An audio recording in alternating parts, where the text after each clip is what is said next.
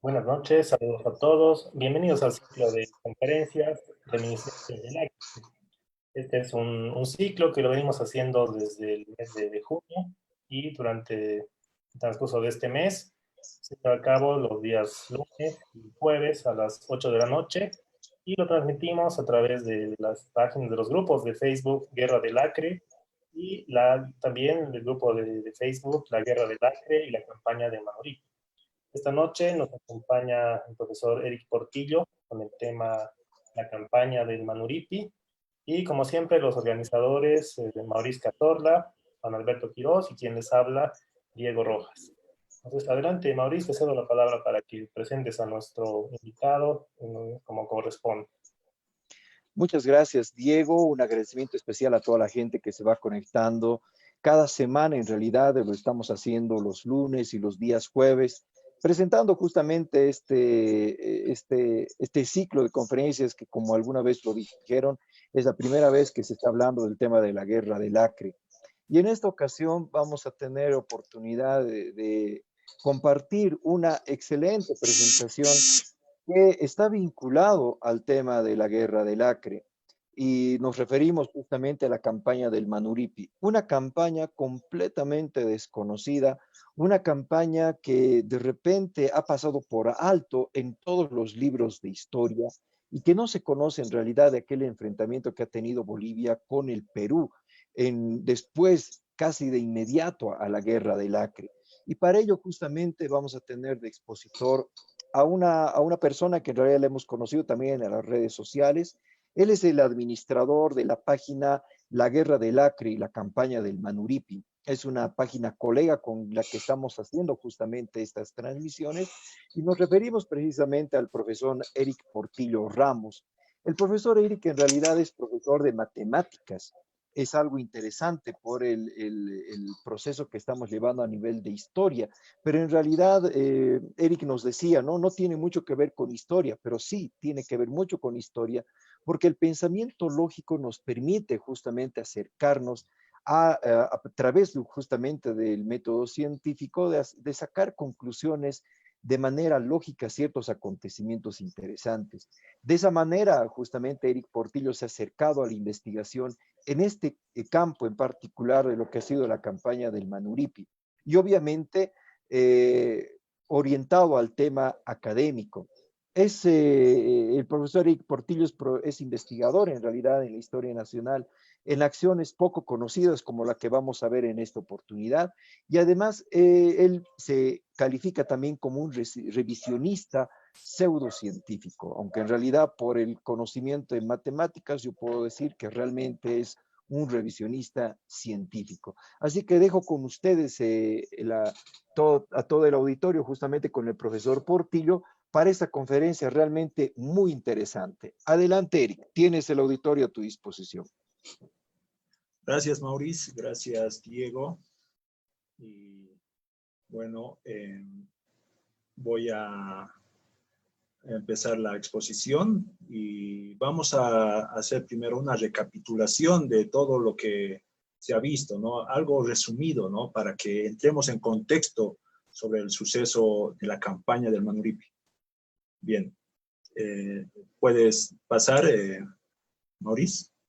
La siguiente. Muy bien.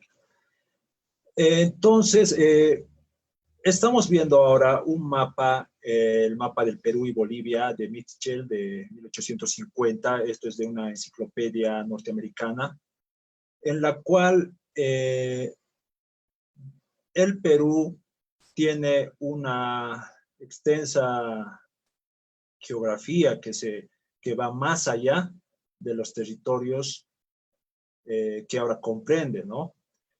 Con esto quiero llegar a un punto, ¿no? Para el auditorio, ¿no? Que me está escuchando, sería bueno que también escuchen, ¿no? La exposición, la conferencia del licenciado Bastoflor, donde habla sobre los sucesos del Uti Possidetis Iuri, el Tratado de Tordesillas, donde nos explica sobre este suceso, ¿no? Bien. Cuando las naciones de Latinoamérica, de América, se independizan, cada uno toma una especie de filosofía sobre su territorio, tomando el Uti Possidetis de 1810, que heredan de los antiguos territorios, como ser las provincias, las audiencias, los virreinatos. Algo no queda muy bien definido en el caso del Perú y Bolivia, como en todas las naciones, ¿no? Como en todas las naciones latinoamericanas, y son las márgenes, son los límites. Y muchas veces algunas naciones se atribuían territorios más extensos del que hasta su población podría abarcar. Y este es el caso recurrente que le tocó vivir a Bolivia. Y como decía el licenciado Abastoflor, Bolivia supo manejar bien este Uti Possidetis Juri para su ventaja. Como vemos aquí, Bolivia se muestra como un territorio que no tiene el Acre, mientras que Perú se adjudica todo ese territorio del Alto Acre. Siguiente, por favor.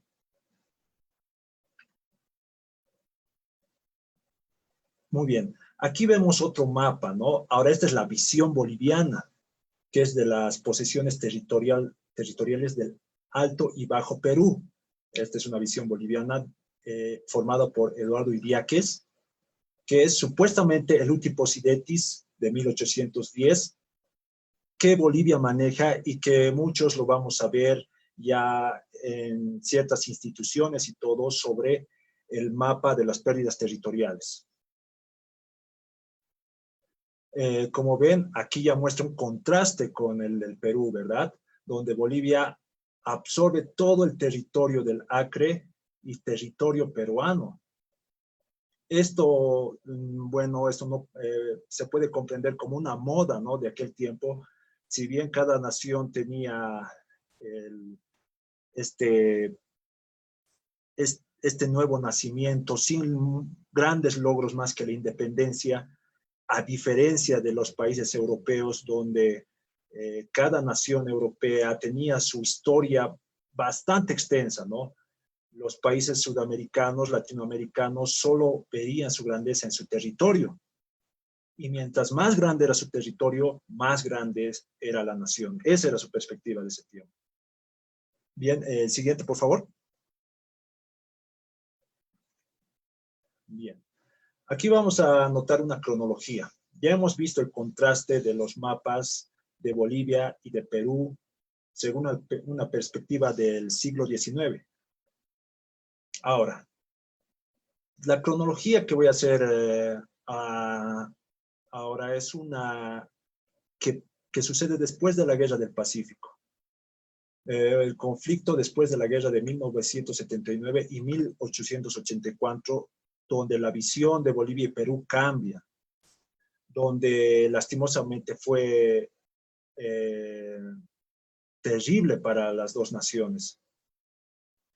Y empiezan a haber acercamientos después de esta guerra del Pacífico, ya interesados en hacer límites, ¿no? En llevar las buenas migas entre Bolivia y Perú y empezando a hacer tratados, ¿no?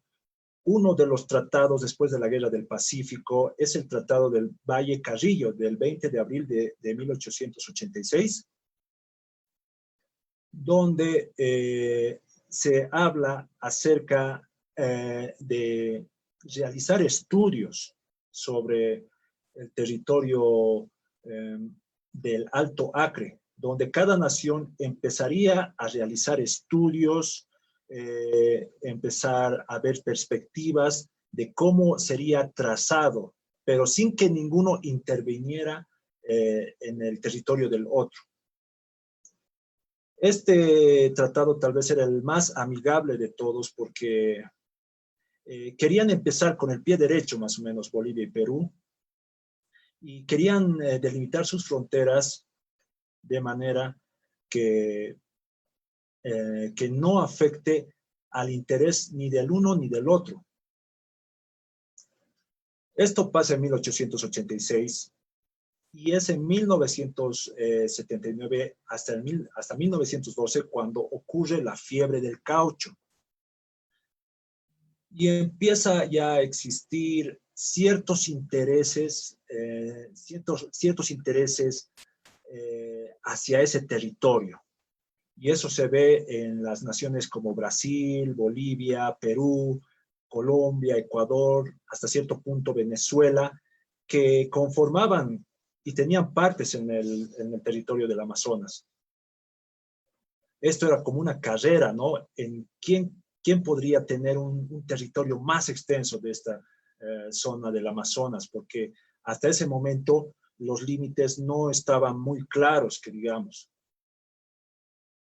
Pero Bolivia se podría considerar que se adelantó a estos sucesos porque ya antes, todavía en 1860, empieza a haber ya interés por ese territorio, específicamente por pobladores o por personas del departamento de Santa Cruz, los cuales empiezan a explorar, empiezan a colonizar esos territorios, los territorios de Moxos y del Alto Acre. Más que todo por el suceso de la cascarilla también, ¿no? Entonces Bolivia empieza con el pie derecho la carrera de la colonización del Acre, gracias a los cruceños. El 7 de noviembre de 1891, el Congreso boliviano expidió un decreto para la exploración del Tequeje y Nambari. Estos territorios son más o menos por el Madidi, ¿no? Por ese sector. Y esto estaba siendo impulsado por el coronel Pando. Pando estaba muy interesado en explorar todos estos territorios que para él eran importantísimos y vitales para la existencia y la soberanía de Bolivia, y en una nueva perspectiva de colonizar y obtener más territorio.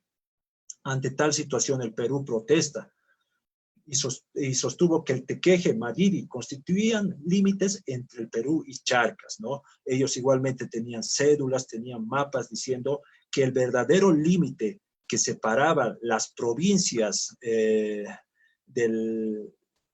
Virreinato del Río de la Plata era el Madidi, que separaba la audiencia de Charcas con la audiencia de Cusco.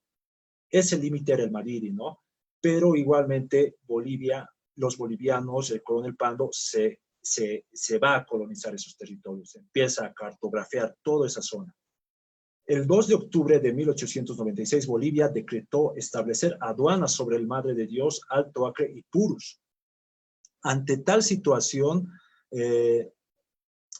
demanda, ¿no? Perú la revocación de las medidas opuestas, porque son opuestas al Tratado de 1863 del status quo.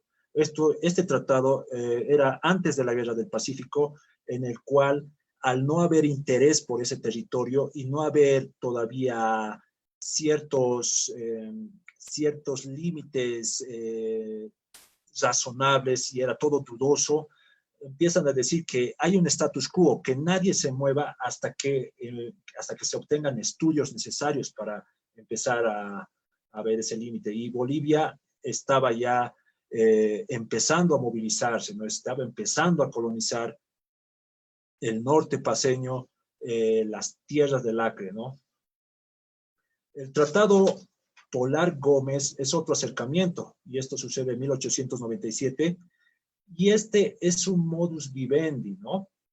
Donde Bolivia ya pone en la mesa unos límites dispuestos por ellos al Perú, diciendo que este era el límite verdadero que existía, ¿no? Ante tal situación, rechaza el Perú rotundamente porque va en contra de todos sus intereses, ¿no? Siguiente, por favor.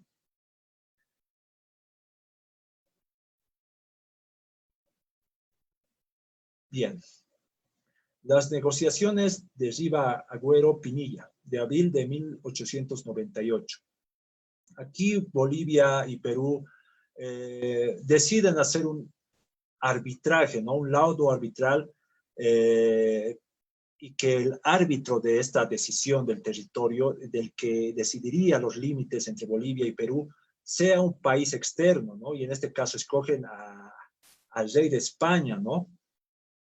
Pero este suceso no logra concretarse porque Bolivia empieza a tener o sucede este hecho de la guerra civil boliviana, ¿no? La conocida guerra federal, que es desde 1898 a 1899.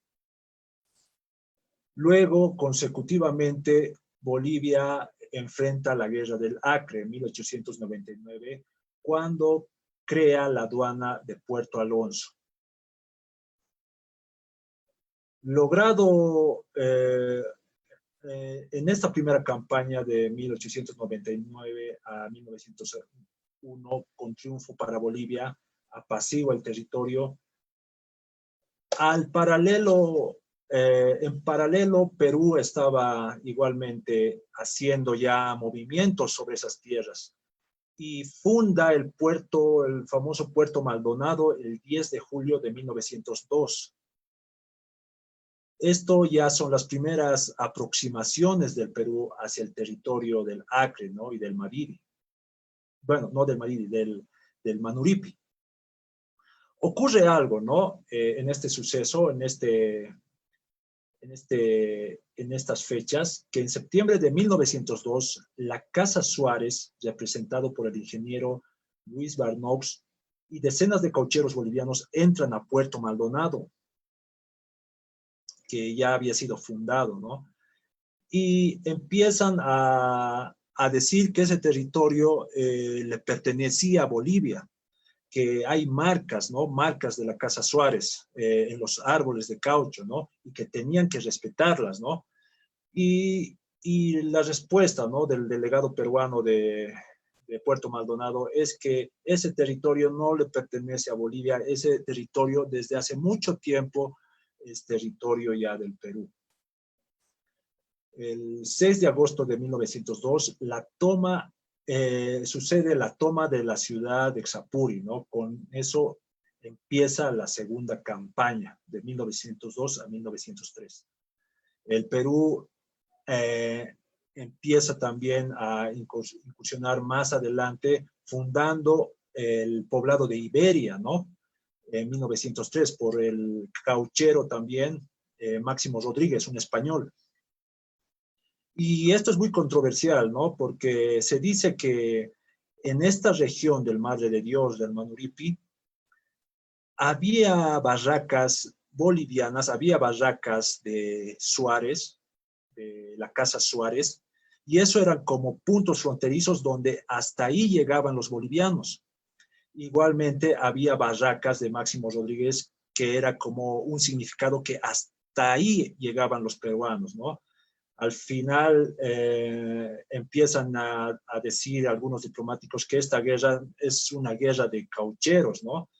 Y que cada nación apoyaba a su cauchero, ¿no? Apoyaba a su empresa cauchera, ¿no? Los bolivianos apoyaban a Suárez y los peruanos a Máximo Rodríguez. Estos dos antagonistas empiezan a tener todo tipo de disputas, ¿no? Entre sus caucheros. Empiezan a haber problemas y todo tipo de situaciones, y pide que la Casa Suárez, que el ejército intervenga para desalojar a los peruanos que estaban en territorio boliviano, supuestamente. Y los peruanos igualmente, ¿no? Que el Perú tome la iniciativa para retirar a los invasores bolivianos de su territorio, supuestamente igual. Y esto no llega por mayores, porque si bien este suceso de septiembre de 1902, de la llegada de Luis Barnoux al Puerto Maldonado, no se toma a mayores, porque da todos los datos de lo que había sucedido Luis Barnoux a la Casa Suárez, y Suárez habla al delegado de Riberalta de que tome las medidas correspondientes por esta usurpación a la soberanía boliviana. Justo cuando ya están empezando a armarse, a equiparse, a trasladarse a ese territorio, se escucha este suceso, que el 6 de agosto se toma la ciudad de Xapuri por los rebeldes brasileños una vez más.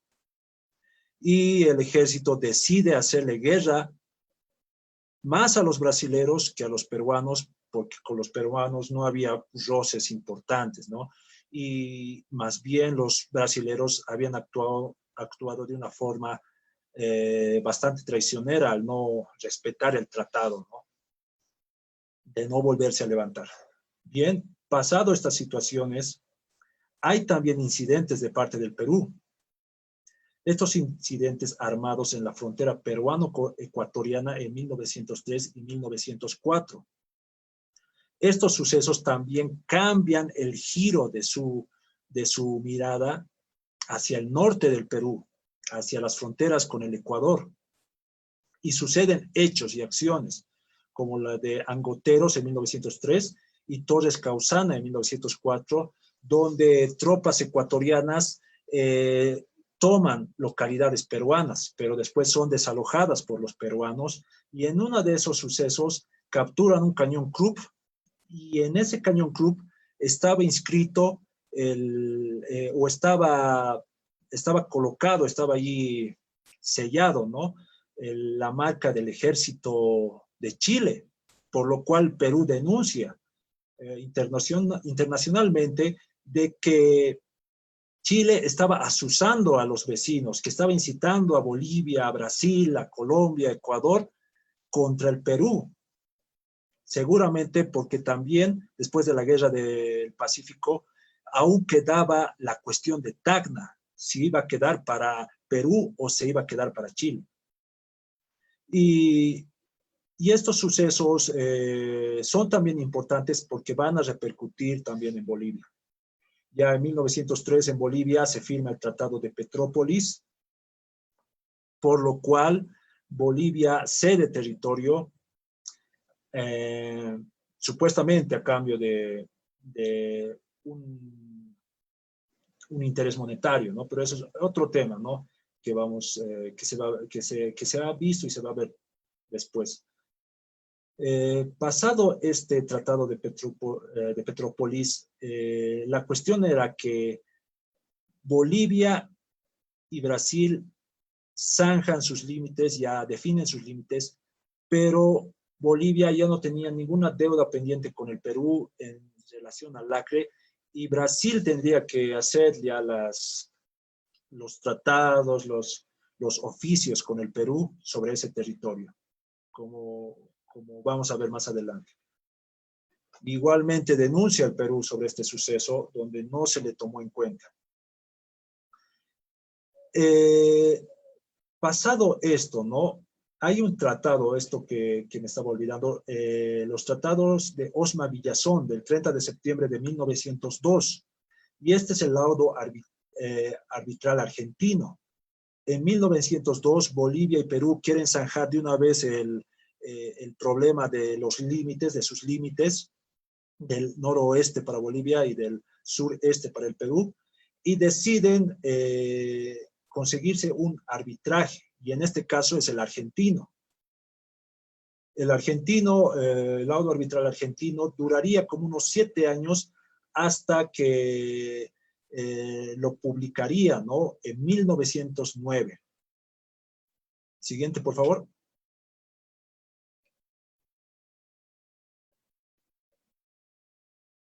Bien, las negociaciones Perú-Bolivia, Bolivia-Brasil, ¿no? Este mapa es tomado de un texto peruano, ¿no? Donde gráficamente muestra, ¿no? Las negociaciones y tratados y pérdidas territoriales que han tenido estos 3 países, Perú, Bolivia y Brasil.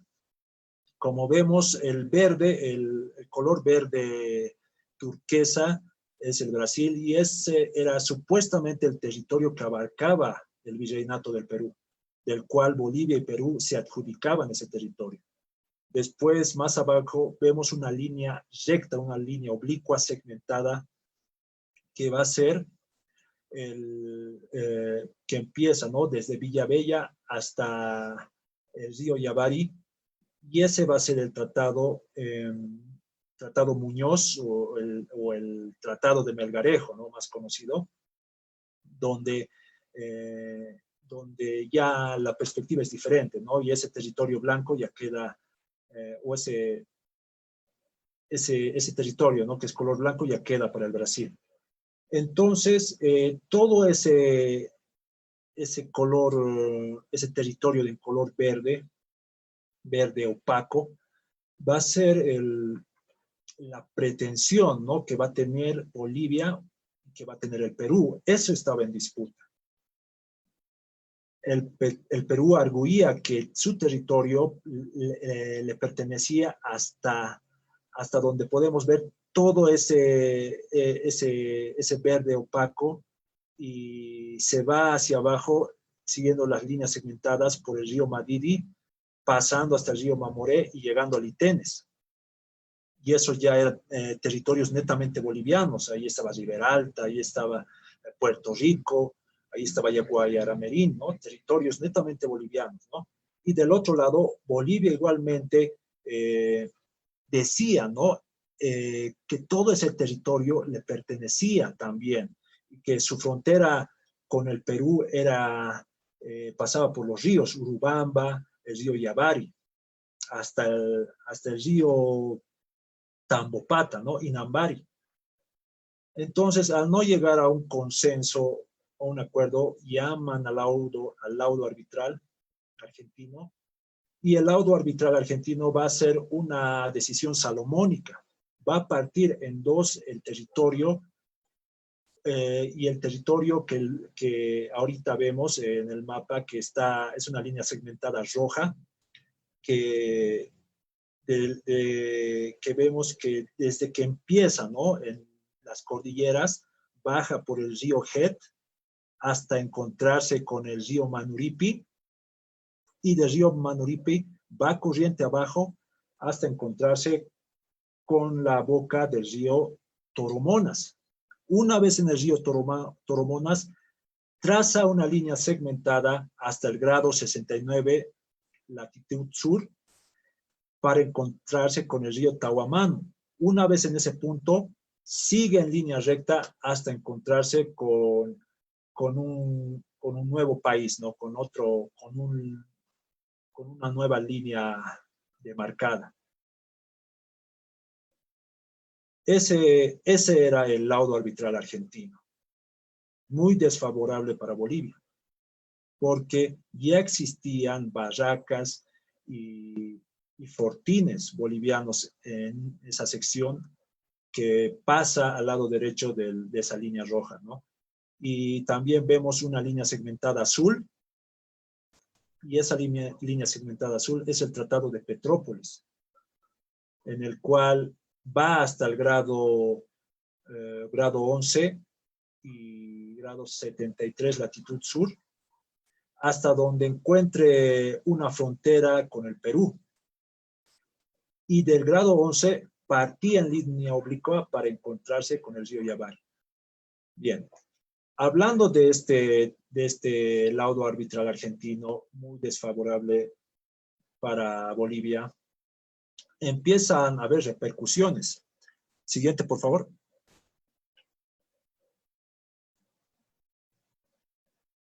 Y empieza la campaña del Manuripi, ¿no?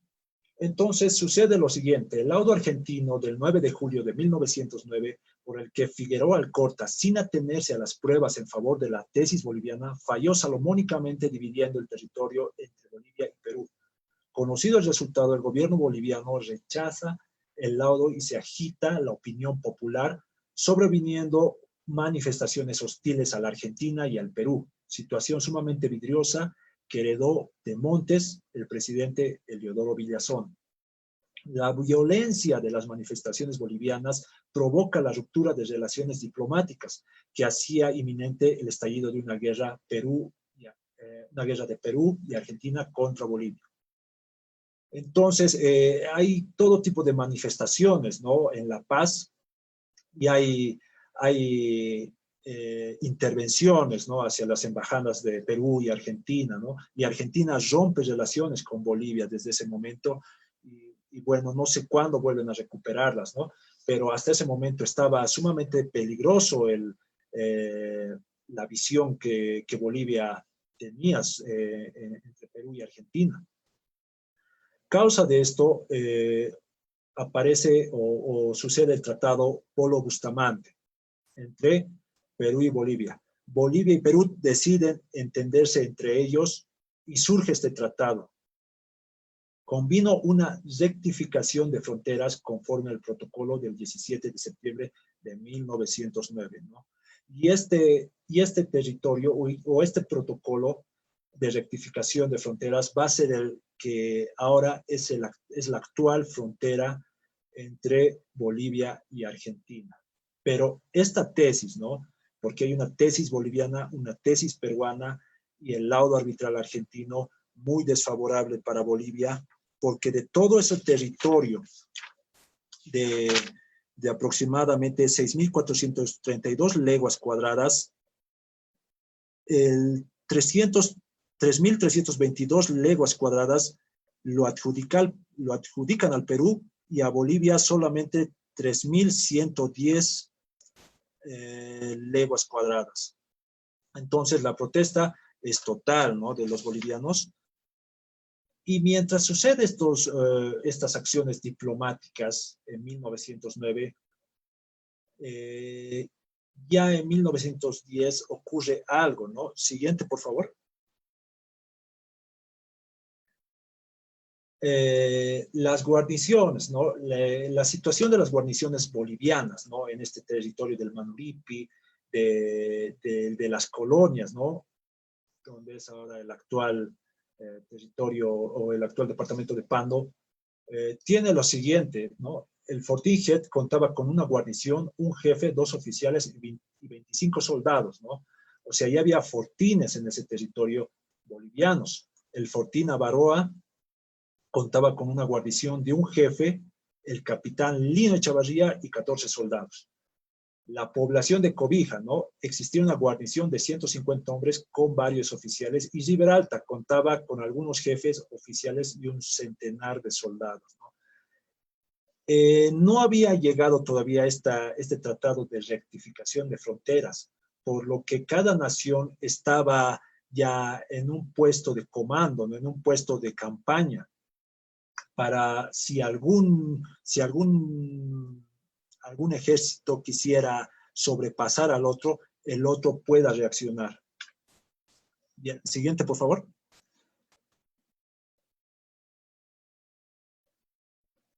Bien, el 9 de junio ocurre algo, ¿no? Estamos hablando de 1910. El 9 de junio había sido apresado en Avaroa, en el Fortín Avaroa, un contrabandista peruano. Según las versiones peruanas, indican que también fue secuestrado, fue tomado 100 cargas de caucho que bajaban por el río Manuripi. Esta situación es debido a que ese territorio era boliviano y supuestamente los peruanos, que ellos también alegan que era una vía, el Manuripi, que siempre cruzaban y es interrumpida por los bolivianos, capturándoles, arrestándoles por llevarse contrabando, ¿no? Apresan al cauchero y toman estas 100 cargas de caucho y lo llevan a la Barraca Avaroa.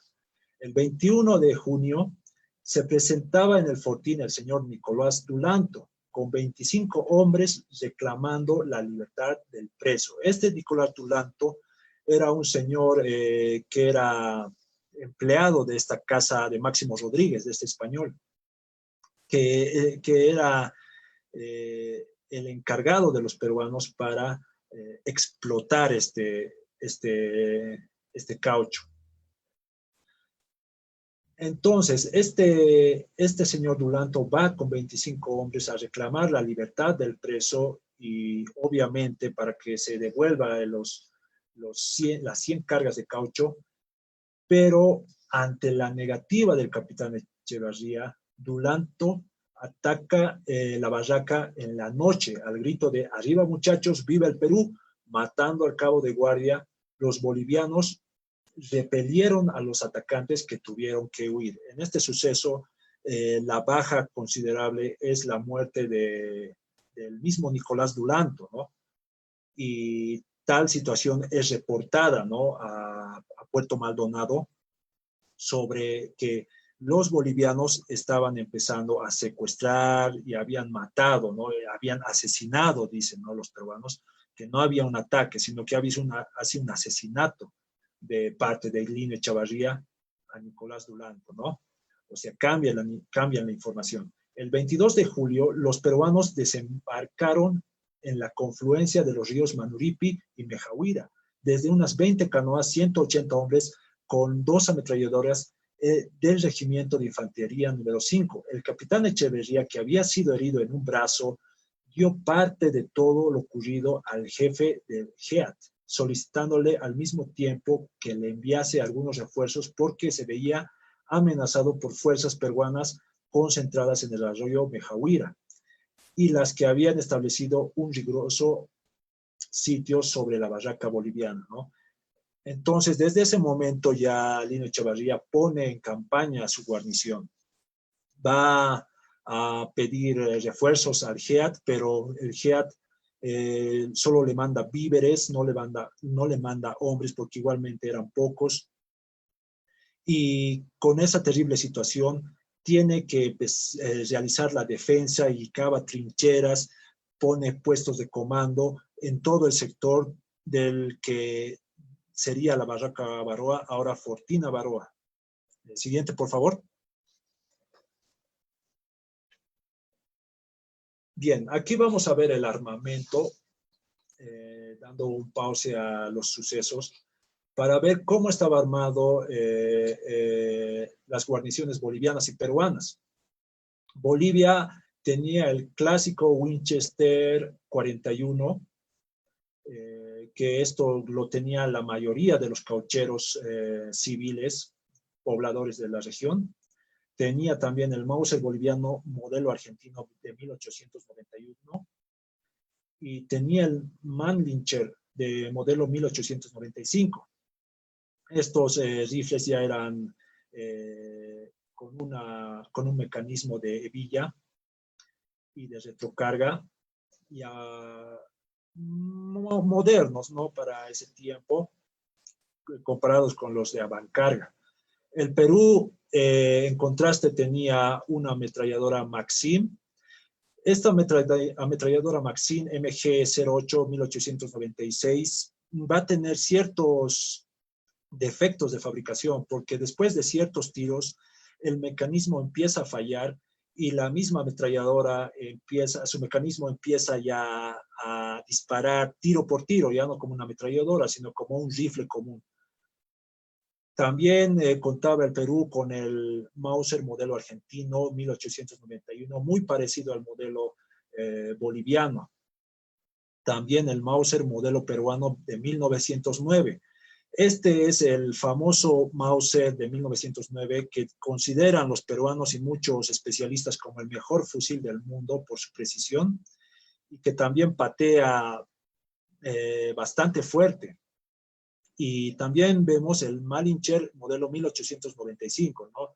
De fabricación austrohúngara, ¿no?, que también lo poseía la guarnición boliviana. Siguiente, por favor. El ejército, ¿no? Vamos a hablar un poco de estos sucesos del ejército para entrar en contexto, ¿no? Sobre cómo estaba adoctrinada nuestra guarnición y cómo lo estaba el Perú. Y empecemos, ¿no?, con Bolivia. La influencia francesa fue gracias al general Pedro Villamil. Esto es en los tiempos de la presidencia Tomás Frías. Pone como comandante de Estado Mayor al general Pedro Villamil, que estaba realizando estudios de comando y Estado Mayor en Francia, en París. Y él trae todo ese modelo al estilo francés, ¿no? Toda la doctrina francesa, ciertas pautas, ¿no? En 1901 y 1903, el gobierno contrata oficiales extranjeros, 2 alemanes, un argentino, un francés, 2 británicos. Pueden considerarse técnicos privados, ¿no? No influyeron mucho en el aspecto de un comando general de un ejército. Ya en 1906 a 1909, el presidente Ismael Montes trae una misión militar francesa, los cuales son encargados de cambiar toda la doctrina general del ejército, ¿no? Y es considerado que durante este periodo se introduce el servicio militar obligatorio. Dura poco esta misión militar francesa, porque había muchos adeptos, ¿no?, a la misión militar alemana, los cuales los alemanes, los prusianos, habían ganado en la guerra franco-prusiana, ¿no? Y se veían como los verdaderos maestros de la guerra, ¿no? Y ya la misión militar alemana de 1910 a 1935, en la cual vendría el famoso general Hans Kuhn, sería el que pondría la doctrina militar prusiana en los ejércitos de Bolivia, ¿no? En la doctrina militar boliviana. Y un recuerdo de eso, ¿no?, es el casco Stilhelm boliviano, ¿no?, que creo que una guarnición en Oruro lo sigue usando. En el caso del Perú, la misión militar francesa es constante. En 1896 a 1939 sigue una consecutiva, ¿no?, y cronológica misión francesa, ¿no?, contratando generales, los cuales no cambian como Bolivia, ¿no?, que en ciertos casos hasta improvisa contratando oficiales, ¿no?, extranjeros, y pone una misión militar francesa y después otra misión militar alemana, ¿no?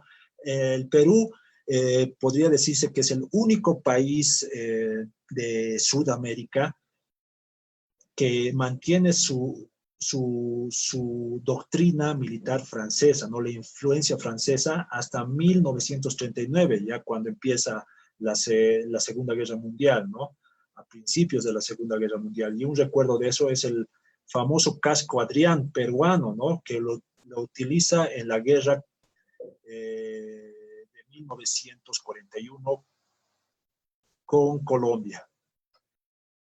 No, con el Ecuador, perdón. Después, ¿por qué estoy tomando a Chile? Vamos a verlo en las conclusiones, ¿no? Chile, ¿no? La misión militar alemana de Chile es desde 1885 a 1940, ¿no? Es el primer país que trae una misión militar de oficiales profesionales alemanes.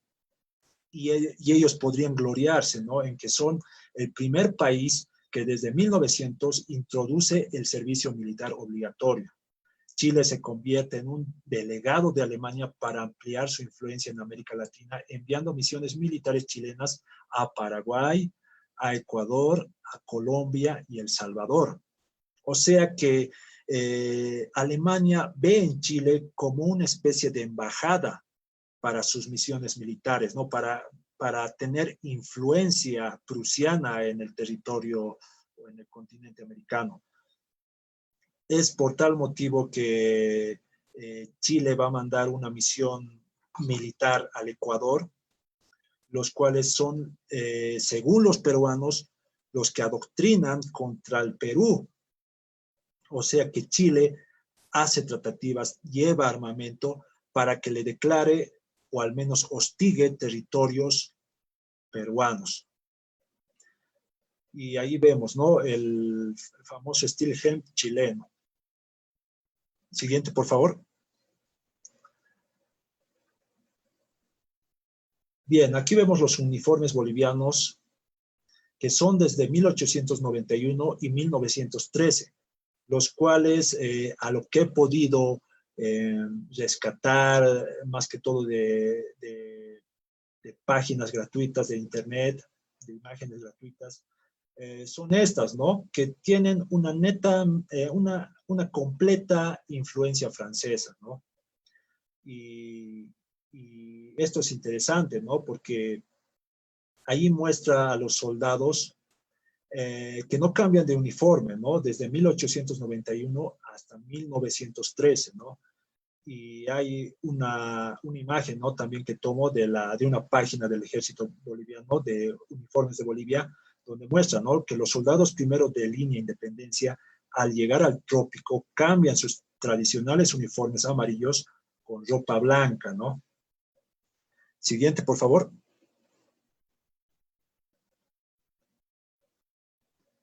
Aquí vemos, ¿no? Los uniformes militares. Bolivia, ¿no? El uniforme de influencia francesa, argelino, de tela gris, color caqui, color tierra o color blanco para lugares cálidos, ¿no? Este uniforme, ¿no? Va a ser constante, ¿no? Desde las campañas del Acre hasta la campaña de la Manuripi, y después, y que duraría hasta 1913, y en 1914 ya se empezaría a vestir de una manera prusiana, ¿no? Ya por la influencia militar prusiana que traería Hans Kunt, y traería ya los famosos gorros de plato, ¿no? Que se utilizaría también en la Guerra del Chaco. Luego vemos el uniforme de influencia igualmente francesa del soldado de campaña peruano, el cual es un tono más oscuro, ¿no? Y este uniforme igualmente lo van a utilizar durante bastante tiempo en ciertos conflictos con el Ecuador y con Colombia y con Bolivia. Siguiente, por favor. Aquí vemos algo más de los uniformes peruanos de 1910, que es el momento de la campaña de Manuripi, los cuales muestran, ¿no?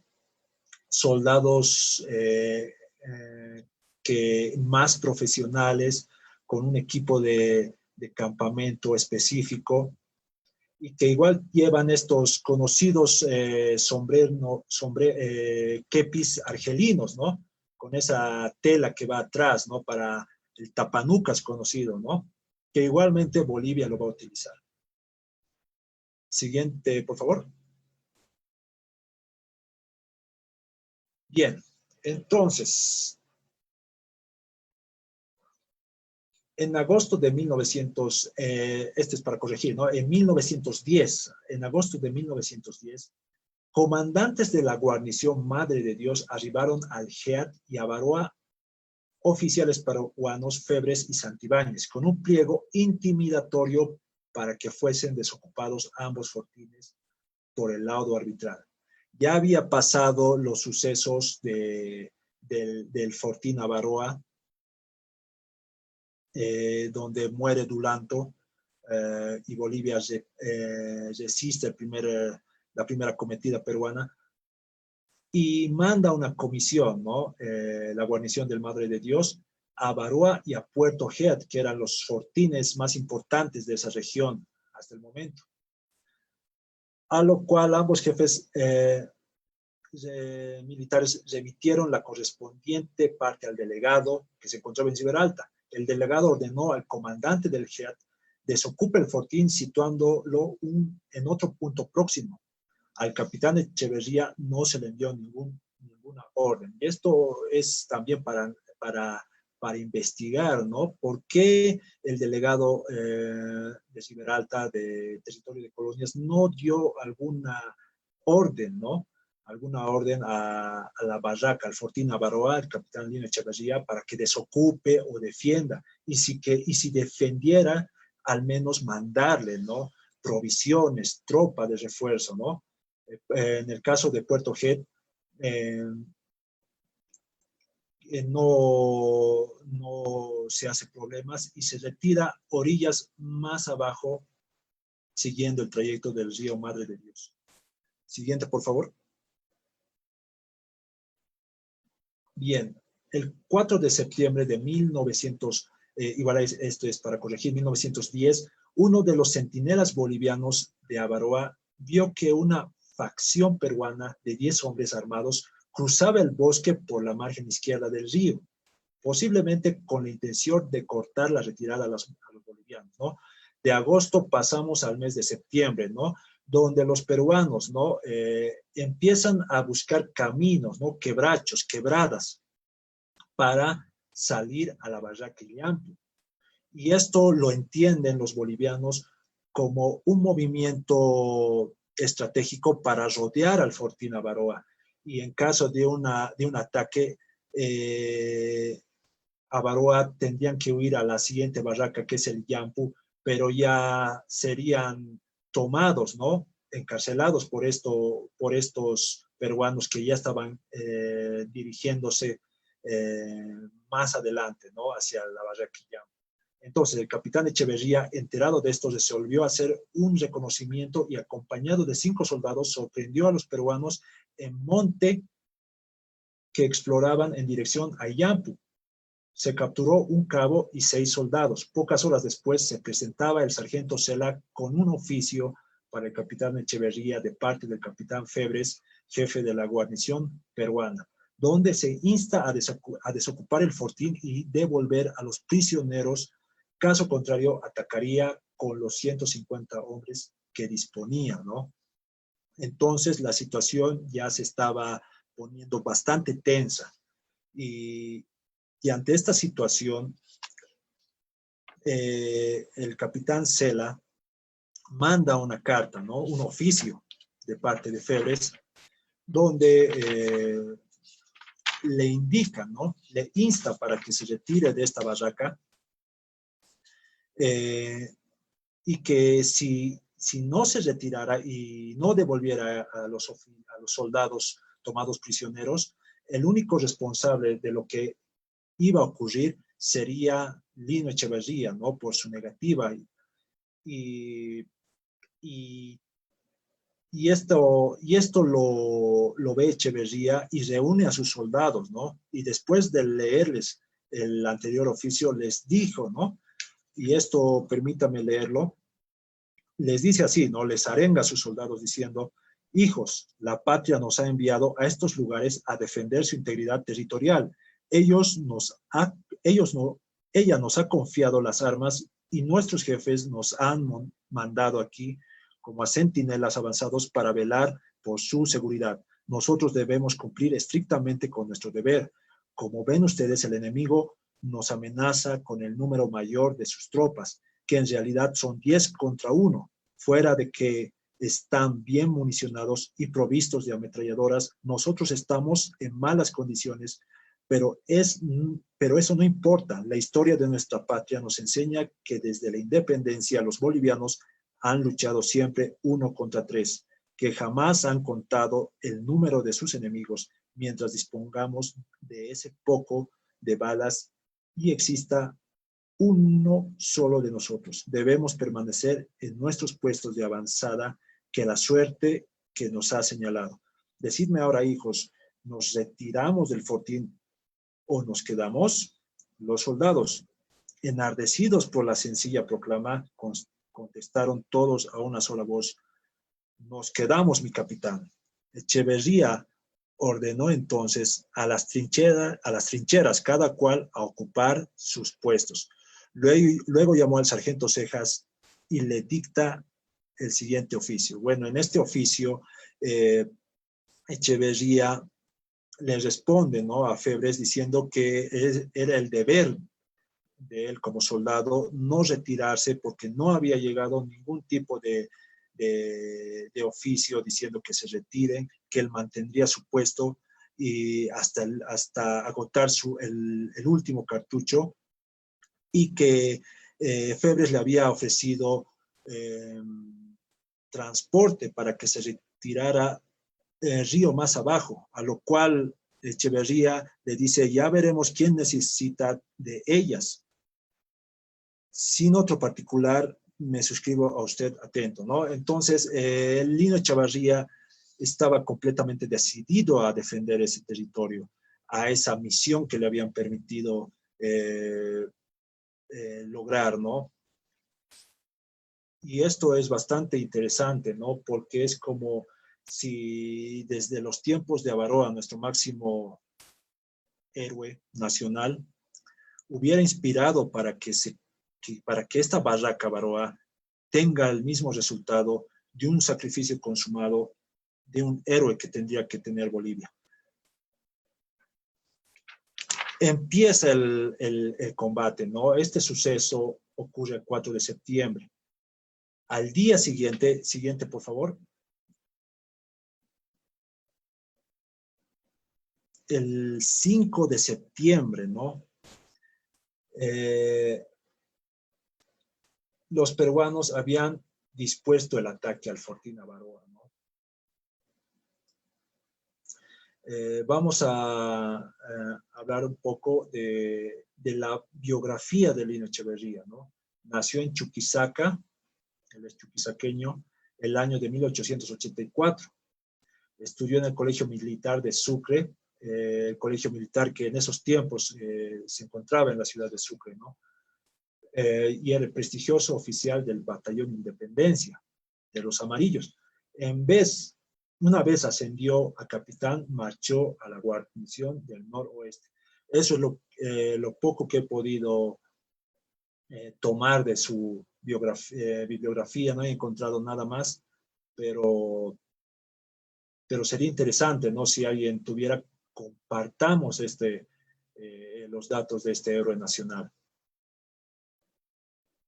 Bien, también he tomado una imagen, ¿no? Que lo tomo prestado de la página Archivos,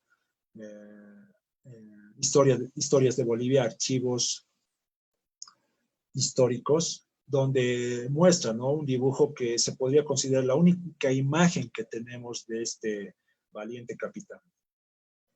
Bien, el 5 de septiembre, entonces, la guarnición peruana, compuestos por 150 efectivos entre soldados y chamas, rodean el fortín hasta la distancia de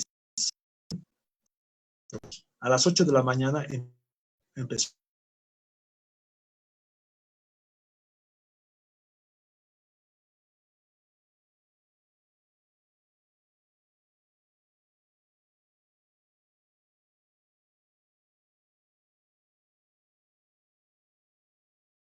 Vamos a esperar un momentito, por favor. Ha debido haber algún problema técnico con nuestro expositor, con Eric Portillo, del cual vamos a ir tratando de resolver. Es una situación posiblemente de conexión. Un segundito, por favor. Ahora sí, Eric, adelante.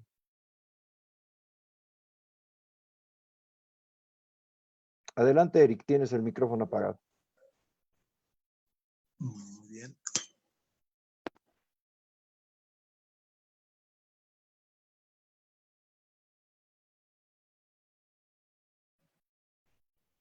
Hola. Hola, ¿me escuchan? Adelante, sí, adelante, Eric, se te escucha. Adelante, Eric. Muy bien. Entonces, no sé si estaba en el día 5 de septiembre. ¿Estamos bien? Sí, efectivamente, ahí estábamos. Muy bien. Entonces, el 5 de septiembre, la guarnición peruana, ¿no? Compuesta por 150 efectivos, rodea la barraca o el fortín Avaroa. A las 8 de la mañana empezaron un ataque frontal por un solo frente, emplazando una ametralladora cuyos tiros eran ineficaces. Los asaltantes invadieron el fortín tratando de arriar la bandera boliviana. El capitán Echeverría, que observaba de su habitación, tuvo la fuerza para empuñar su pistola y derribar al cacique, el cual estaba quitando la bandera boliviana. Los defensores sobrevivientes, aprovechando de la confusión, lograron escapar río abajo, pero solo 5 pudieron llegar hasta la barraca Dolores. Siguiente, por favor.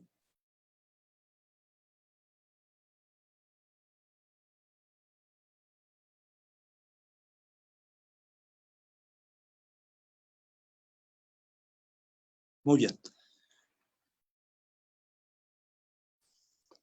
El 5 de septiembre de 1910,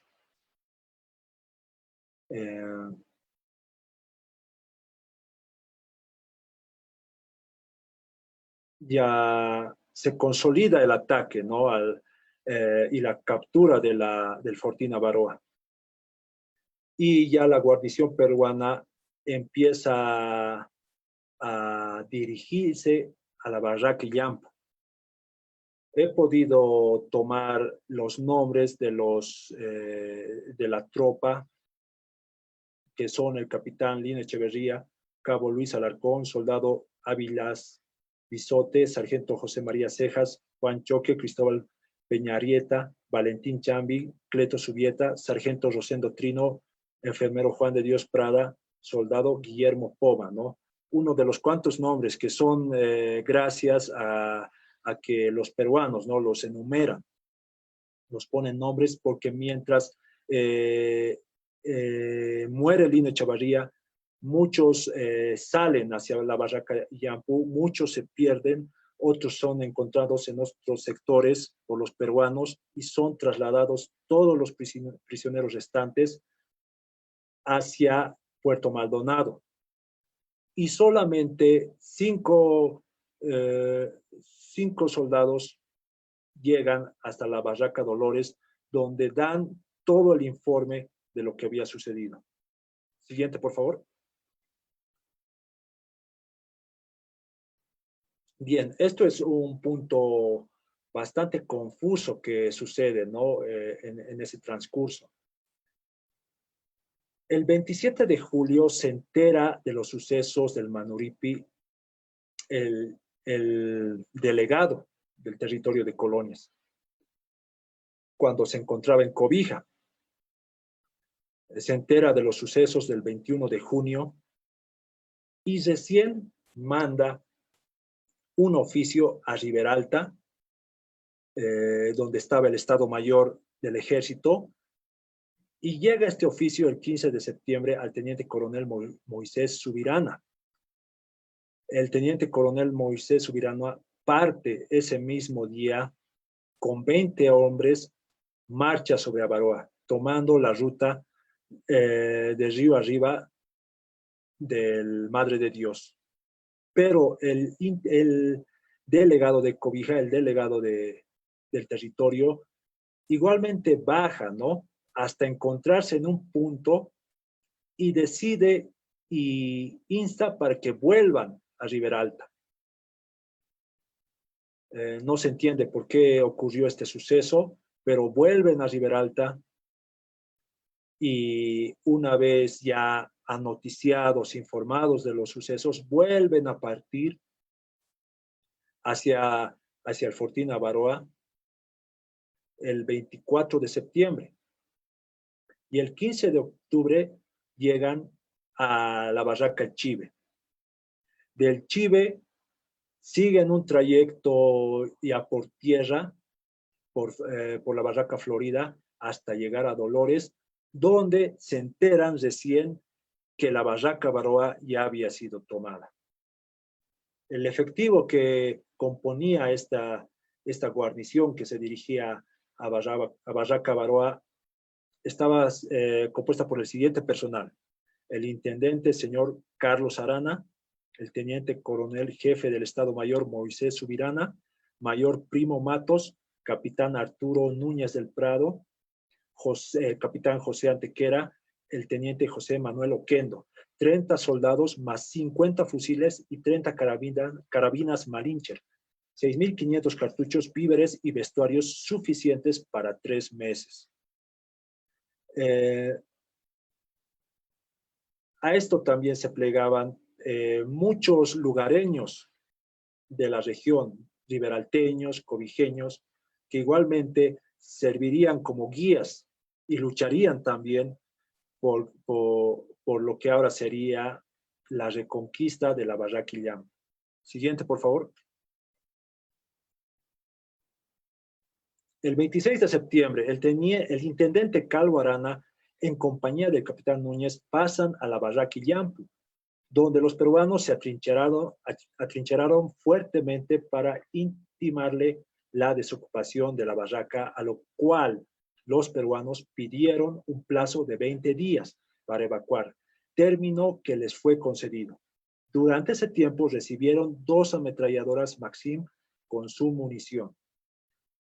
Terminado el plazo, llegó un pliego en el que el jefe peruano pedía un nuevo plazo indefinido, a lo cual el teniente coronel Moisés Subirana se decidió reconquistar Illampu por medio de las armas. Este punto también es bastante controversial porque los peruanos alegaban que desde Lima ya había llegado órdenes de desocupar la barraca Yampu y retroceder al fortín Avaroa, que ahora era la guarnición peruana de Mavila. Y igualmente los peruanos ya habían bautizado a la barraca Yampu como el Guayabal. Pero el teniente coronel Moisés Subirana temía porque estaban llegando bastantes refuerzos y mientras los peruanos pedían más tiempo, el teniente coronel temía que ya no quieran desocupar el lugar porque ya se hubiera convertido en un completo fuerte. Por eso decide de una vez por todas atacar y reconquistar la barraca Yampu. Siguiente, por favor. Bien, aquí vemos el movimiento del ataque, ¿no? La reconquista de Yampu. El 15 de noviembre, día en que se cumplió el plazo fijado, a las 11:30, el teniente coronel Subirana traza el plano para la colocación de las fuerzas para el ataque. El 19 de noviembre, a las 5:20 am, salían de Dolores 61 hombres, al tanto las fuerzas peruanas ascendían a 50 soldados y 15 mozos provistos de una ametralladora. Al parecer, los peruanos notaron que había una falencia en una de sus ametralladoras Maxim y decidieron volverlos a remitir a Puerto Maldonado. Una torrencial lluvia dificulta el avance empezando el combate. En tal situación, se realiza un avance general en el cual cayó muerto el teniente Oquendo, ¿no? Antes de esto, ¿no? Si vemos el mapa, el capitán Antequera, dice, se había dispuesto ir por dos lugares, ¿no? Uno iría el teniente coronel Moisés Subirana por tierra y otro iría surcando el Manuripi, el capitán Antequera. Remontó el río con una sección formada por 3 soldados y 7 mozos para iniciar un ataque por la margen opuesta. A las 6:30 era su ataque. El resto se fraccionó con 3 secciones comandadas por Núñez, Matos y Oquendo, y el ataque tenía que ser a las 12:15. Pero por causa de esta torrencial lluvia, provoca que se aplace estas fechas y, bueno, estos tiempos, y se ataca lo que se puede, ¿no? Como decía, esa torrencial lluvia afecta al ataque, ¿no? Se realiza un avance general en el cual cayó muerto el teniente Oquendo, ¿no? Después ya de disparos, los bolivianos deciden atacar de frente y es muerto el teniente Oquendo. Poco después se inicia un asalto en el momento que los peruanos ya izaban la bandera blanca en señal de rendición. Eso ya era a la 1 de la tarde. En total la batalla había durado, o bueno, el combate había durado 45 minutos. Siguiente, por favor.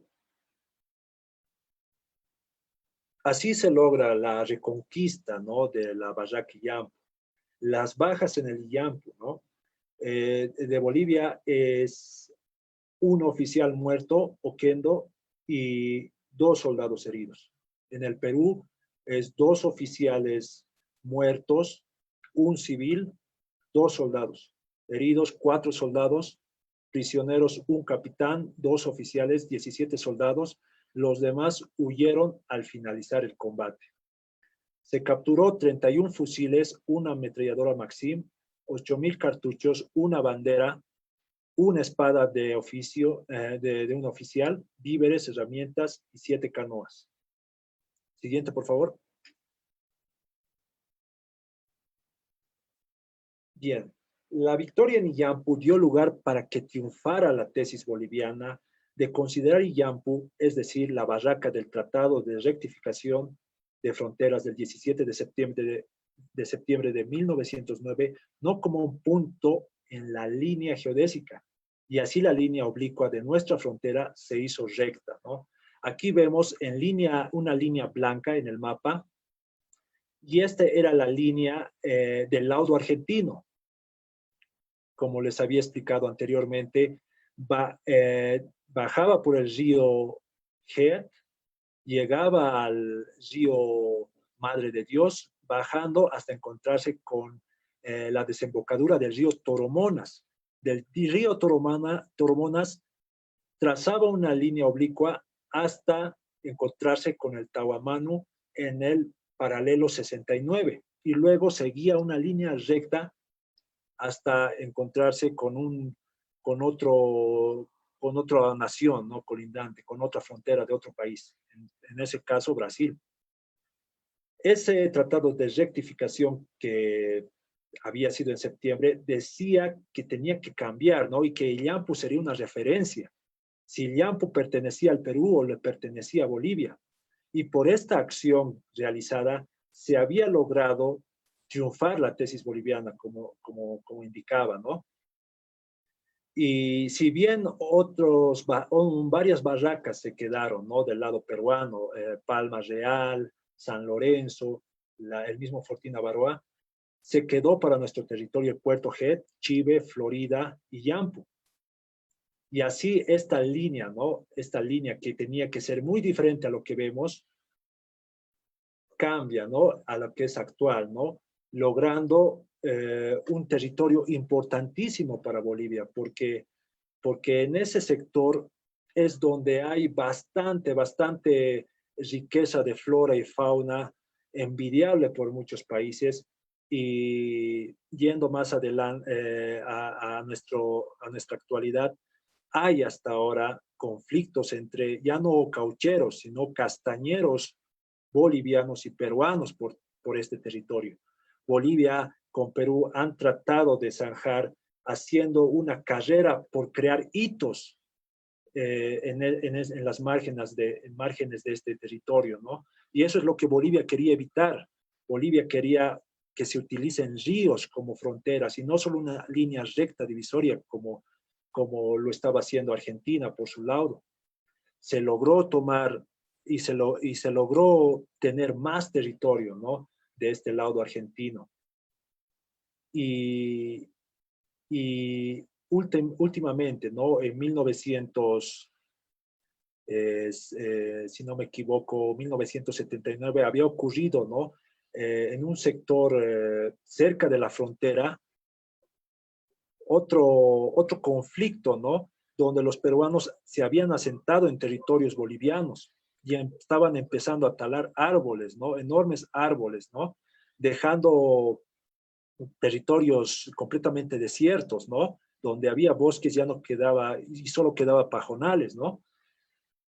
Y en verdad que hay que tomar conciencia respecto a esto, ¿no? Porque Bolivia, por estos héroes, ¿no? Por este capitán valiente, Lino Echevarría, por este decidido teniente coronel Subirana, tenemos este territorio, ¿no? Aunque pequeño respecto a las expectativas que teníamos a un principio, es nuestro, ¿no? Y lo hemos ganado con sangre y es nuestro deber proteger este lugar maravilloso, ¿no? Donde en este momento creo que se encuentra en el Manuripi una reserva forestal con una variedad inmensa, ¿no? de flora y fauna únicas, ¿no? En la región. Siguiente, por favor.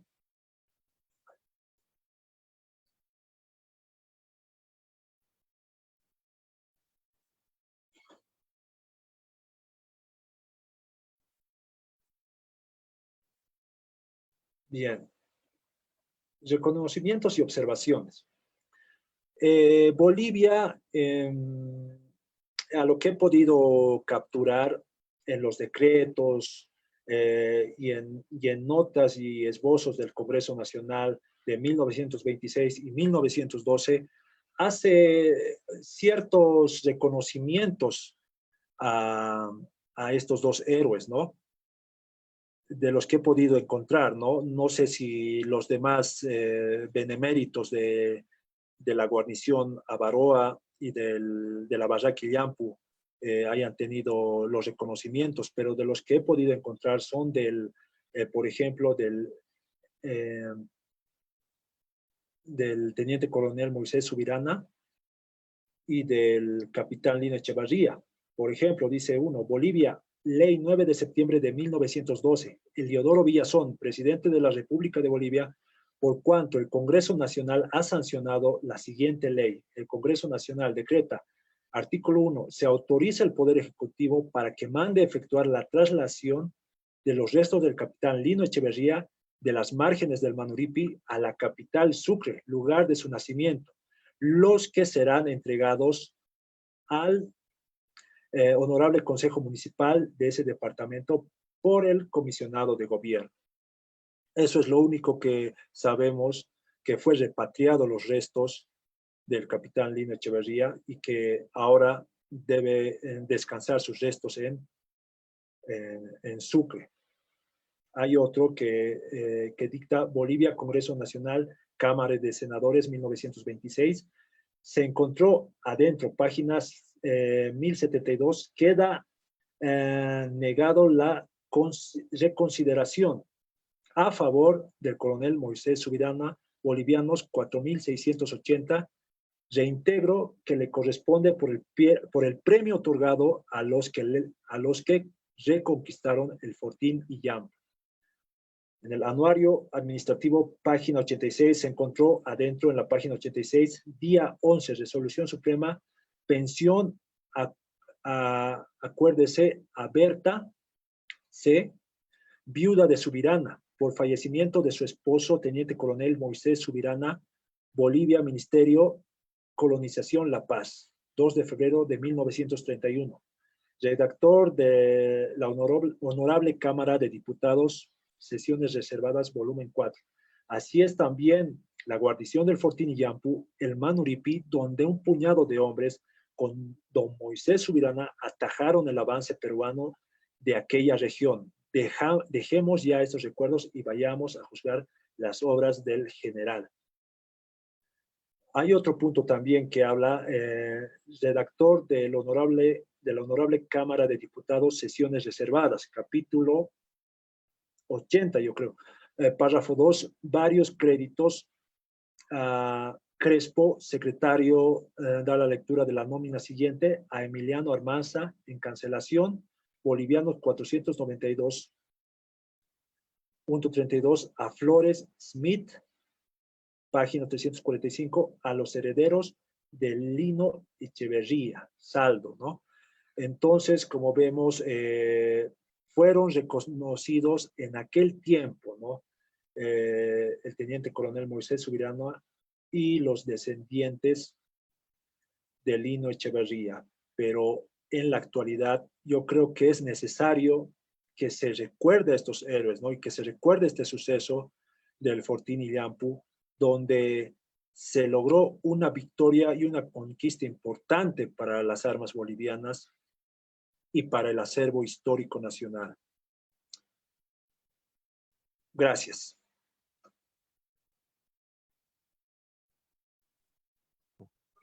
Excelente, Eric, realmente una interesante investigación, muy buen trabajo, la verdad, de una campaña completamente desconocida para nuestra historia nacional.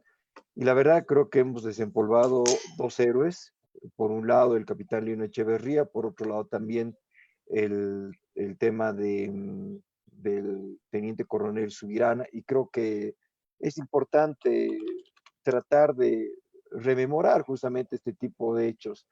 Así que realmente una interesante investigación, Eric. Tenemos también algunas, algunos comentarios y también preguntas, ¿no? Vamos a saludar a toda la gente que nos ha ido escribiendo, ha ido mandando sus comentarios a lo largo de esta exposición. Gabriel Rojas Escalante nos dice, buenas noches, ¿dónde queda Puerto Maldonado? Si podemos ver, hay un mapa, ¿no? Exacto. El número más atrás. Ahí. Uno más. Una diapositiva más podemos recorrer. Ahí. Es ahí. Podemos notar el puerto Het, que está en color cian. Y más siguiendo el trayecto del río Madre de Dios, podemos encontrar con la Palma Real, una barraca boliviana. Y si vamos más allá en el trayecto del río Madre de Dios, nos encontramos con un punto magenta. Ese es el puerto Maldonado, ¿no? Que es un puerto, es una ciudad bastante importante, creo que es la capital, si no me equivoco, del departamento del Madre de Dios del Perú. Es una región aurífera que en sí era, desde un principio ya eran expediciones peruanas que habían llegado a asentarse en ese lugar, aunque ya había sido cartografiado por el coronel Pando y lo nombra a este río Tambopata, que es por donde cruza también el puerto Maldonado, río Pando. Y el río Inambari es también renombrado como río Suárez, pero los peruanos lo mantienen como río Tambopata y río Inambari, donde ahora es el actual puerto Maldonado. Bien, Alberto Riva, presumo que él debe ser algún amigo peruano, ¿no? Que nos dice, Bolivia comenzó antes la exploración porque quedó en buen pie al replegarse a los Andes luego de la Guerra del Pacífico, y mientras Perú sí afrontó hasta el final la guerra que terminó en 1883. Es por eso los bolivianos incursionan en las selvas del Madre de Dios bien adentro del actual Perú, razón por la cual se llegó a conflictos que terminaron por dibujar la frontera actual, retrocediendo Bolivia a sus actuales incursiones, quedando la frontera ya como se la conoce. Bueno, ese es la visión, ¿no? La visión peruana que ya le había dicho en el comienzo, que los peruanos veían que el límite era hasta el río Mariri, ¿no? Y que los bolivianos igualmente que era hasta el río Yavari, ¿no? Pero para eso se llegó, ¿no? Un laudo arbitral argentino, pero que fue favorable al Perú y muy desfavorable a Bolivia. Pero también reconocer que el Perú, de todos los países de Sudamérica, Perú es un país costero. Y una de esas características es que su capital, Lima, se encuentra en la costa. Y solo hay dos países, ¿no? En toda Sudamérica que tienen su capital en la costa, y es Montevideo en Uruguay y Lima en Perú.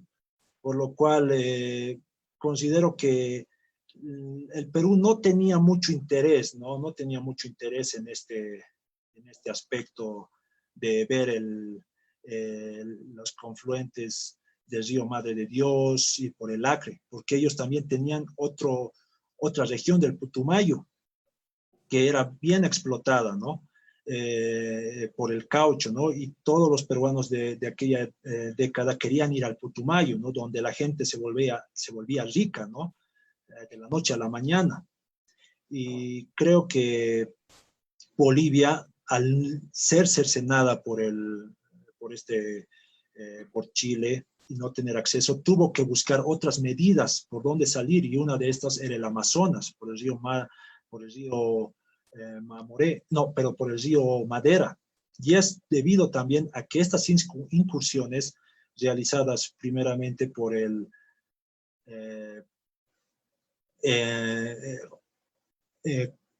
mariscal Vallivian, que él decide, ¿no? Como buen geopolítico, ¿no?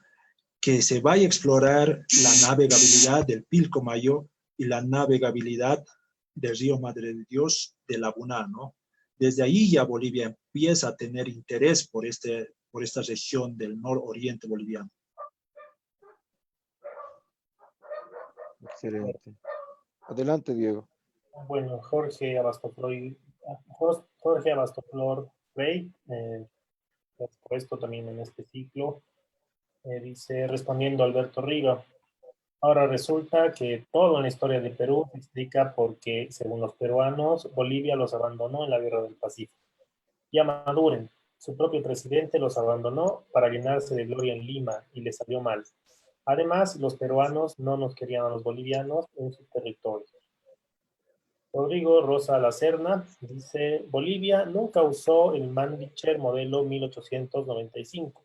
Es probable que hubieran fusiles Remington Rolling Block, Mauser modelo 1871 o DWM Mauser G93 modelo 1907. Sonia Castro Bueno, Escalante nos dice, muy interesante, muchas gracias. Luis Gary Flores Lima nos dice, no, perdón, Lima era antes del Purus, territorio boliviano.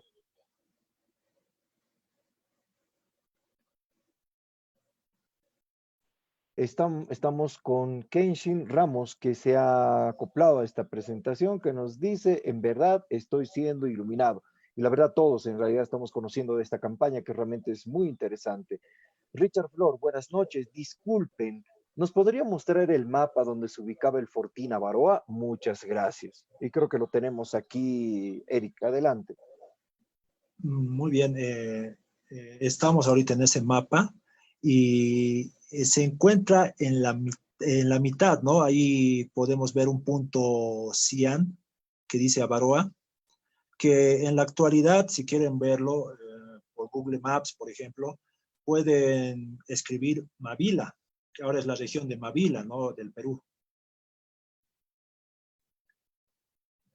Perfecto. Bueno, Rodrigo Rosa Lacerna dice, Bolivia recibió un muy pequeño lote del Stahlhelm modelo 1917 en 1923. Los que aún se usan en algunas unidades bolivianas son los Stahlhelm modelo 1935, que se recibieron en 1938 y 1946. Carlos Troncoso Camargo dice, buenas noches, gracias por la exposición. Datos que ilustran nuestra historia. Gabriel Rojas Escalante nos dice, tengo entendido que hubo combates en una zona conocida como el Guayabal y también cerca del río Tambopata, según fuentes peruanas, en ambas hubo victorias bolivianas, pero no hay mucha información sobre ello y en algunas es confusa. Bueno, ha habido diferente tipo de escaramuzas, ¿no? Entre los caucheros peruanos de la casa de Máximo Rodríguez y caucheros bolivianos de la casa Suárez, en las cuales había incursiones como muy parecidos a lo que ocurría entre los caucheros bolivianos y caucheros brasileros, para lo cual se formaban barracas, ¿no? Y algunas barracas eran asaltadas, otras barracas eran tomadas, y era, como dicen, ¿no? Un viejo oeste del Amazonas, ¿no? Sí, en verdad hay muchos aspectos que no están datados, ¿no? Que no están escritos. Y el Guayabal, a lo que he podido averiguar, es donde llamaban Yampu, ¿no? Donde muere, ¿no? Heroicamente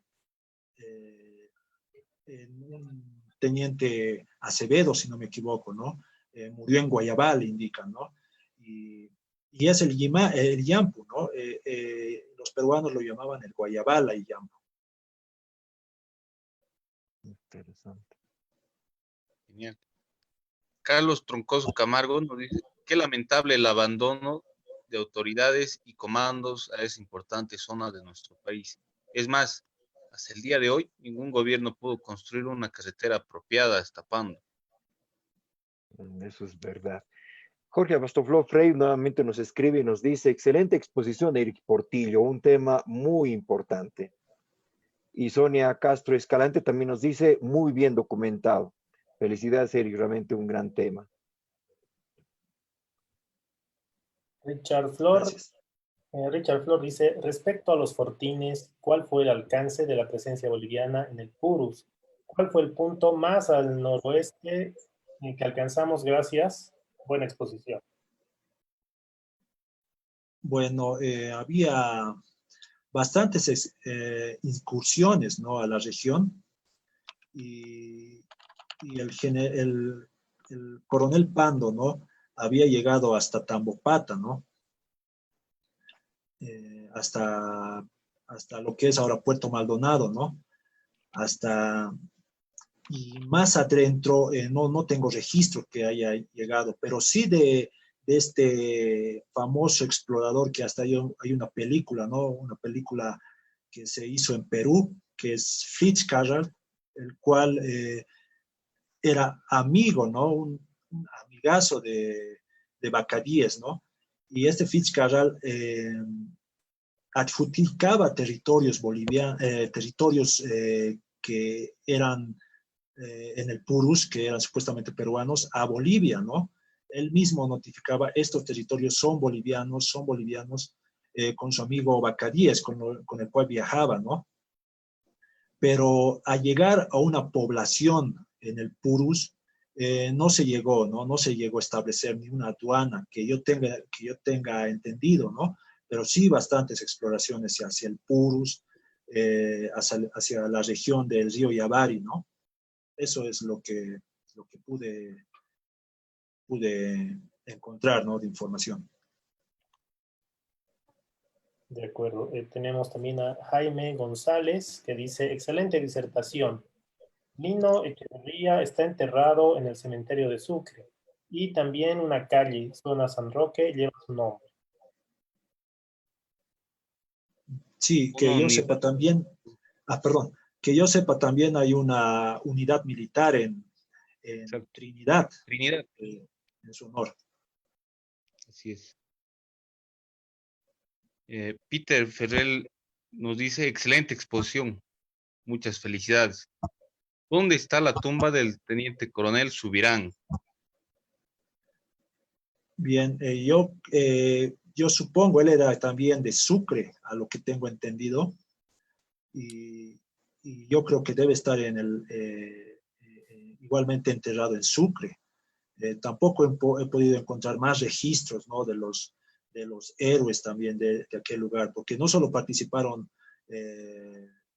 soldados de la independencia, también hubieron riberalteños, hubieron cobijeños, gente del lugar, ¿no?, que también defendieron ese rincón patrio. Sí. María del Pilar Gamarra nos dice, felicidades, muy buena información. Esas son todas las preguntas y todos los comentarios que hemos recibido esta noche. Mi querido Eric, la verdad ha sido una excelente exposición, un tema que, ya lo dijimos al principio, es desconocido por la historia nacional. Está vinculado con el tema del Acre, por supuesto, pese a que cronológicamente no es parte de la primera y segunda campaña, pero obviamente está vinculado por el tema de que es el efecto inmediato, en realidad, después del laudo arbitral argentino para tratar de solucionar justamente la situación de límites con el Perú.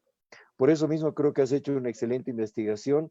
Sin embargo, consideramos que este tema debería o merece una publicación tuya, por lo menos por los acercamientos que has tenido, y sería interesante en realidad poder conocer estos aspectos para que también las otras generaciones puedan comprender el valor que han tenido estos héroes que lamentablemente han pasado al anonimato por indiferencia que nosotros hemos tenido por la historia nacional. Creo, y Jorge Bastoflor está en lo cierto, y lo voy a volver a citar, nos hemos acostumbrado a recordar nuestras derrotas y no estamos acostumbrados a reivindicar lo que son nuestras victorias. Así que vale la pena en realidad que podamos eh, reivindicar estos héroes, Salino Echavarría, el teniente coronel Subirana, que en realidad han aportado mucho y han consolidado justamente la frontera que mantenemos con el Perú hasta la actualidad. Así que, Eric, te agradecemos mucho, la verdad, a nombre de quienes estamos organizando este ciclo de conferencias, para lo cual te voy a invitar a dar tus palabras finales. Bien, gracias.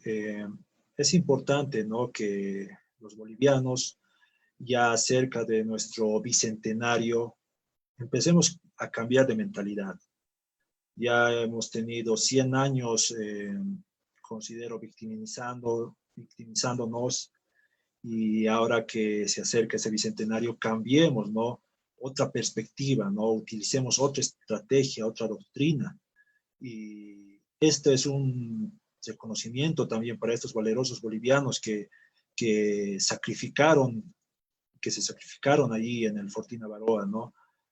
Defendiendo la soberanía nacional y la reconquista del Illampu, ¿no?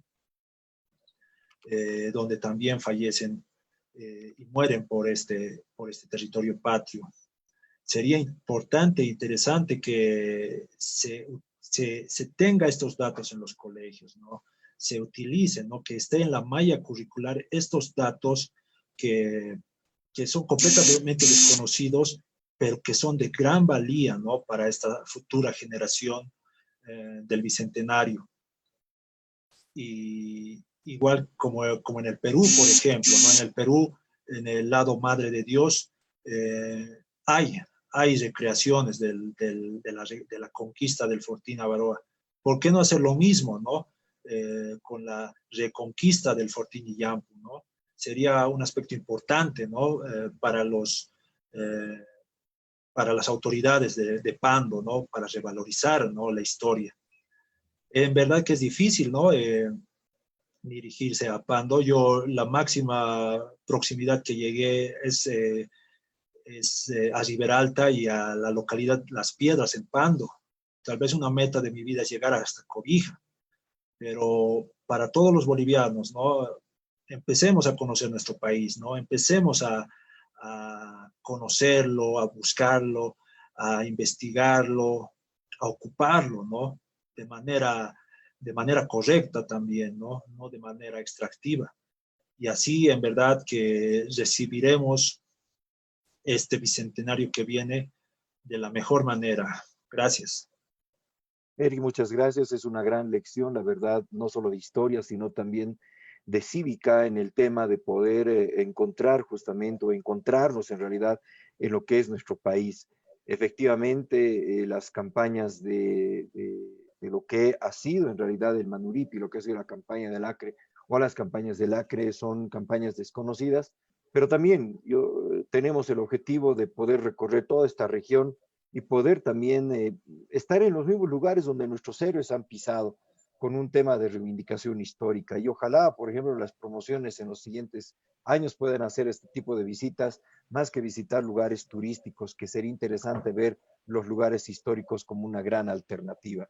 Muchas gracias, Eric. La verdad ha sido una excelente exposición. Gracias también, Diego. Gracias, Juan. Diego, tus palabras finales. Bueno, agradecer a Eric por su exposición. Realmente estamos aprendiendo mucho sobre esta guerra poco conocida para el resto de la población. Me incluyo, muy enriquecedora la conferencia.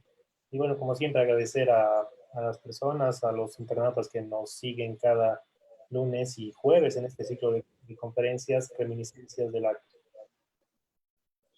Gracias, Diego. Juan Alberto, ¿qué tenemos para el día lunes? Bien, antes de comunicar la conferencia del lunes, quiero felicitar y agradecer a Eric Portillo por su exposición. Para mí, sinceramente, un tema muy novedoso. Poco, casi nada sabía de esta campaña. Muchas gracias. Bien, para el día lunes tenemos la exposición denominada La sanidad la sanidad en campaña durante la guerra del Acre, que estará a cargo de Elvira Cárdenas. Gracias, Juan. Bueno, primero agradecer también a toda la gente que nos ha acompañado en esta conferencia en particular, la campaña del Manuripi. Agradecer a toda la gente que está conectado a través de la página Guerra del Acre, como también la página La Guerra del Acre, campaña del Manuripi, y también a las otras páginas como Historia de Bolivia Documentos, como también Historias de Bolivia, que nos han permitido también enlazar en realidad estas conferencias en estos espacios para poder llegar a la mayor cantidad de gente. Esperemos que el día lunes que tenemos otra conferencia, pues nos puedan seguir acompañando y también invitar a que puedan compartir justamente estos enlaces. Agradecemos también de manera particular a la revista Historias de Oruro, como también Historia de Oruro y la Ruta de la Medianoche, que también han compartido estos enlaces correspondientes para llegar a la mayor cantidad de gente. La conferencia va a estar disponible también en esta página, como también en el YouTube, y vamos a colocar los enlaces justamente en las páginas para que puedan ser visitadas en el momento que sean necesarios. Muchas gracias y nos vemos el día lunes a las 8 de la noche con la conferencia de la profesora Elvira Cárdenas con la sanidad en la campaña del Acre. Muchas gracias, muy buenas noches.